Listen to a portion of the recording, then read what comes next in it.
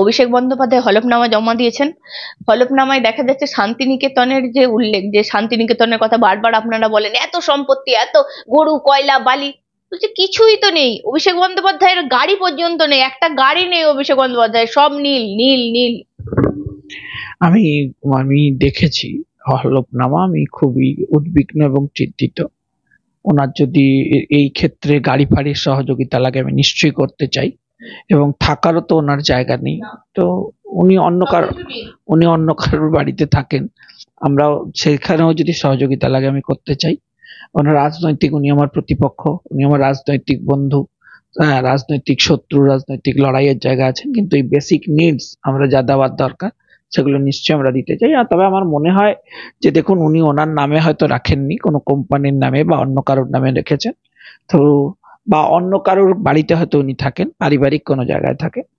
তবে এটা দেখুন, এই ধরনের অ্যাটিটিউডে অনেক সময় প্রশ্ন জেনারেট করে। এখন ভালোবেসে কারোর নামে বাড়ি রাখলে কোনো আপত্তি নেই, বা ভালোবেসে কোনো কোম্পানির নামে রাখলে কোনো আপত্তি নেই, বা সিদ্ধান্ত নিয়ে কোম্পানির নামে রাখলে আপত্তি নেই, কিন্তু ওনার বাড়ি নেই, গাড়ি নেই, লোকে তো প্রশ্ন তুলবেই। লোকে প্রশ্ন তুলছে, বিরোধীরা, দুষ্টু লোকেরা বলছে তাহলে উনি কার গাড়ি, কার বাড়িতে আছেন, কার গাড়ি চড়ছেন, এসব লোকে প্রশ্ন তুলছে। আমি আবারও আপনাকে বলবো, এটা যে কোনো এজেন্সি তদন্ত করলে পাবে, হয়তো দেখা যাবে যে এটা অন্য কারোর নামে রয়েছে, তার সোর্স অফ ফান্ড তাকে স্যাটিসফাই করতে হবে। কিন্তু এইসব করছে, এইসব নেই বলেই তো লোকে প্রশ্ন তুলবে, তাহলে এগুলো কোথা থেকে আসছে, তাহলে উনি কার বাড়িতে থাকেন, কার গাড়ি চড়ে বেড়ান। এটা ইন্টারেস্টিং, এটা আপনাকে আমি অ্যাপ্রিসিয়েট না করে পারছি না। বঙ্গ টিভির রোজিনাকে এত দক্ষতার সাথে এমন একটা ইন্টারেস্টিং এবং আকর্ষণীয় বিষয় তুলে ধরেছেন, আগামী দিনে সাংবাদিকতা এটা সত্যি আলোচনার বিষয়।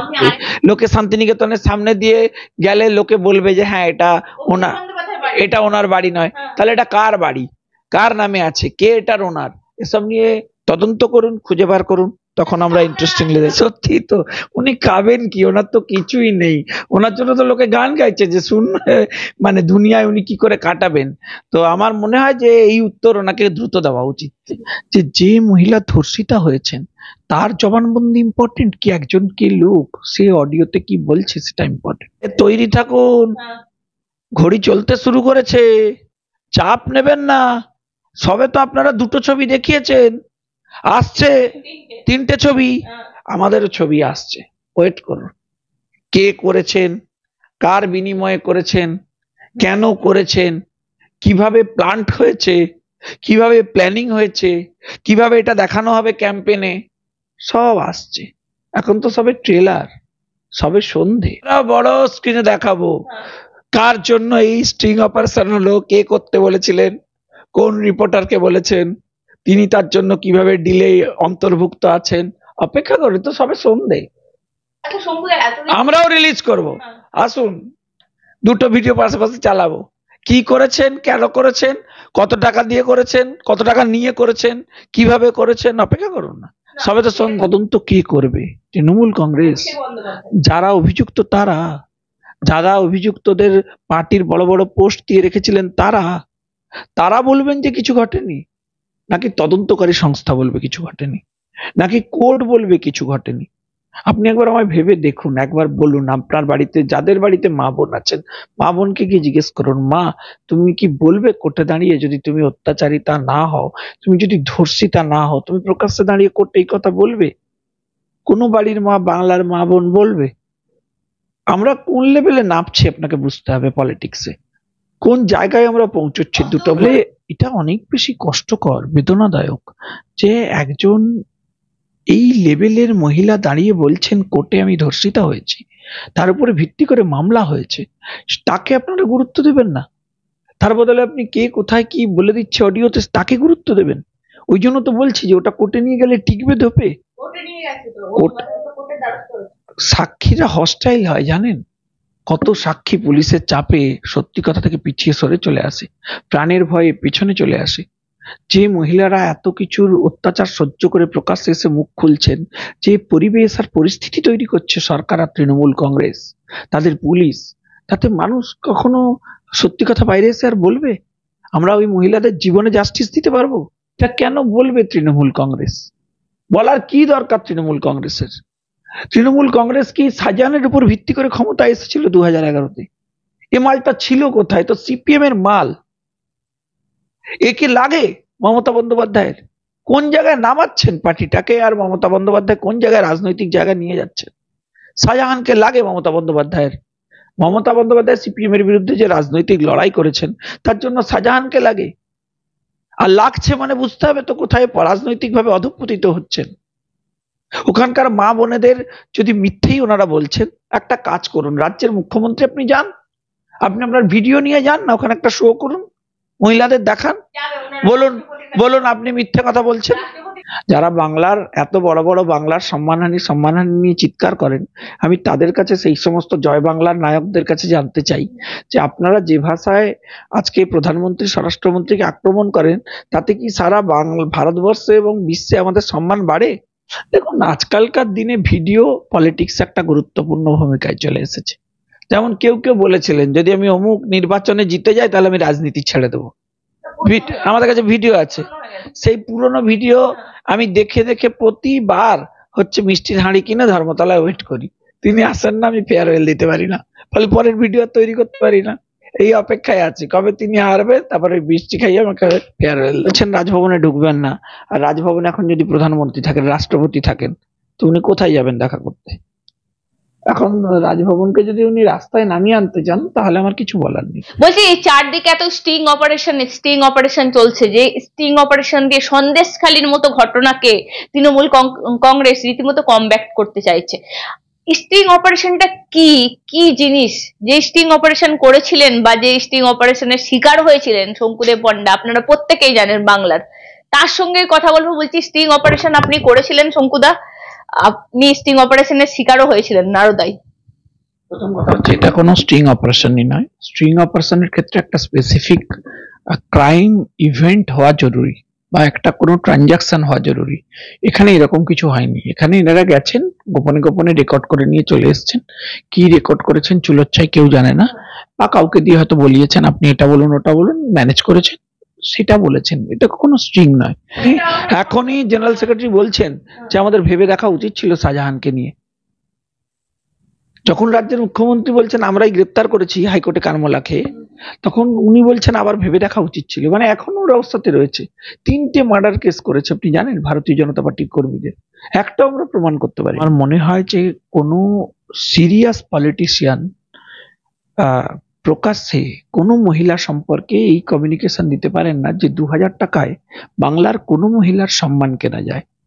কোনো মহিলা হচ্ছেন এই জিনিসটা 2000 টাকার বিনিময়ে প্রকাশ্যে এসে বলবেন যে তিনি ধর্ষিতা হয়েছেন। এবং দেখুন তদন্তর দায়িত্ব কাকে দিয়েছে কোর্ট? সিবিআই কে। যদি সত্যি এরকম কোনো ঘটনা না ঘটে থাকে তাহলে কেসে ওনারা রিলিজড হয়ে যাবে। কোন রাষ্ট্রপতি? দেশের রাষ্ট্রপতি, যাকে ওনার মন্ত্রিসভার একজন মন্ত্রী যে ভাষায় আক্রমণ করেছিলেন, যার জন্য ওনাকে প্রকাশ্যে ক্ষমা চাইতে হয়েছিল, তাকে এখনো মন্ত্রী করে বসিয়ে রেখেছেন আপিলগিরিকে। কোন কোন কোন রাষ্ট্রপতি? সেই রাষ্ট্রপতির কাছে যাবেন তো? আপনার মুখ আছে, আরো কথা বলার মতো জায়গায় আছেন। বাংলায় কি শাসন ব্যবস্থা দিচ্ছেন আপনারা নিজেরা ভেবে দেখেছেন? আগে ভাগ্যিস অজিতদা বেঁচে নেই। অজিতদার মতো পলিটিশিয়ানরা আজকে বেঁচে থাকলে ওনাকে বোঝাতেন উনি কি ভুল করছেন। কি ভুল করবে? অমিত শাহকে ক্ষমা চাইতে হবে। হ্যাঁ, আমি দেখুন, মাননীয় স্বরাষ্ট্রমন্ত্রী, মাননীয় প্রধানমন্ত্রী এই বাংলায় একাধিকবার অপমানিত হয়েছেন এবং অপমান করাটাই ওনারা রেওয়াজ বানিয়েছেন।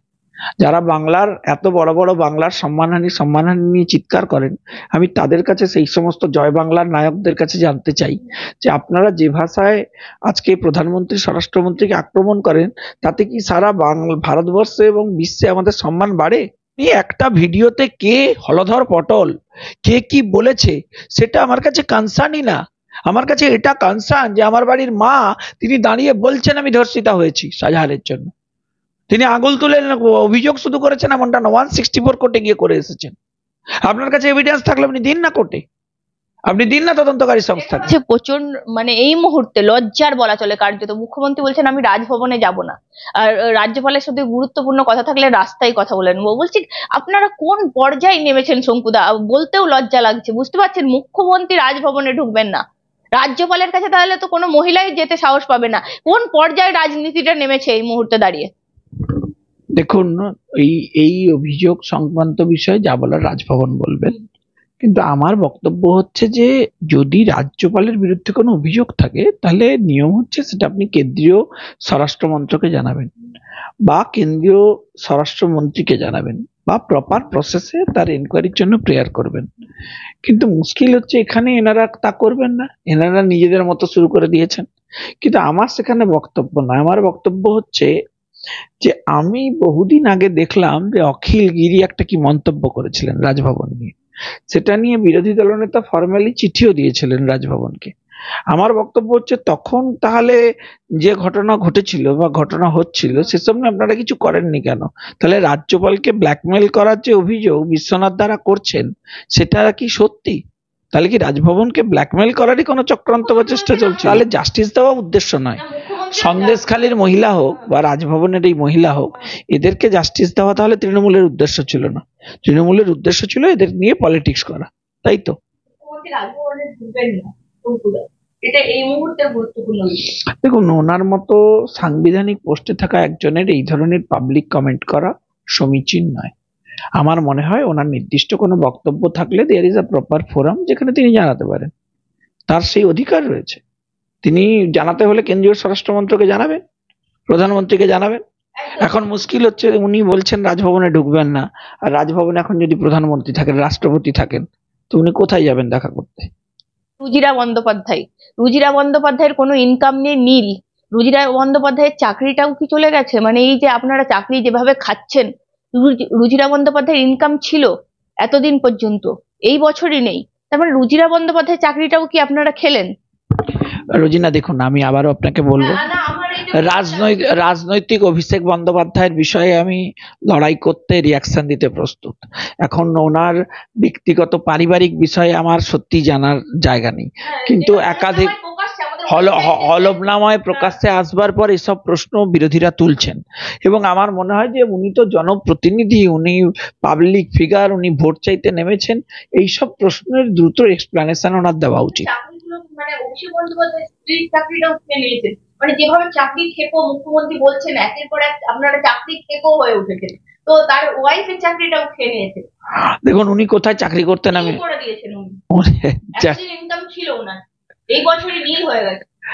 দেখুন আমি আবারও একটা কথা, এখন ওদের নীল দেখানো জায়গাতে আপনাদের লাল কালির দাগ পড়েছে, ফলে এখন ওই লাল কালির উত্তর ওনাকে দিতেই হবে। বিরোধীরা যে সমস্ত অভিযোগ তুলছেন তার প্রশ্নের উত্তর তো দিতে হবে। লোকে শান্তিনিকেতনের সামনে দিয়ে গেলে লোকে বলবে যে হ্যাঁ এটা ওনার বাড়ি নয়, তাহলে এটা কার বাড়ি, কার নামে আছে, কে এটার ওনার, এসব নিয়ে তদন্ত করুন, খুঁজে বার করুন, তখন আমরা ইন্টারেস্টিং